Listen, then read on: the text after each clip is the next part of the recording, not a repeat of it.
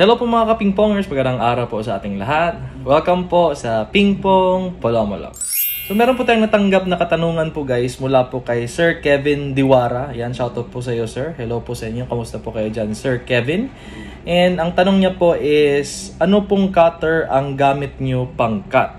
Yan, so for today's video is ipapakita ko po sa inyo yung cutter or yung brand ng blade or anong klaseng blade yung ginagamit natin pang-cut ng mga sinesetup nating raketa. So ito po yung working table natin guys. Dito po yung mesa kung saan tayo nagsiset-up ng iba't ibang klaseng table tennis racket. And nakikita nyo naman po, may ika-cut po tayo na 1, 2, 3, 4 na mga raketa. And ito po yung ginagamit nating ano guys, cutter. Ayan. Mabibili lang po ito sa kahit anong bookstore or mga school supplies na store.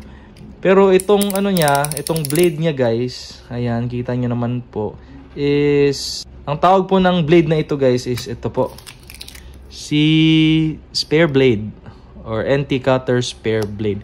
Iba po yung itsura niya sa mga sa mga freebie na blade ng isang side cutter. Kung nakikita nyo, iba po yung yung sukat niya at yung niya guys, yung shape niya compared sa mga mga ordinary lang na cutter.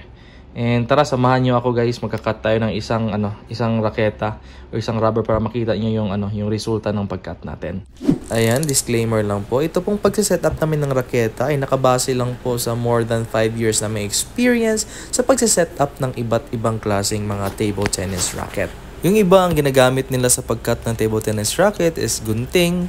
Yung iba naman is mga iba't ibang klaseng blade katulad ng mga Dorco blade or surgical blade.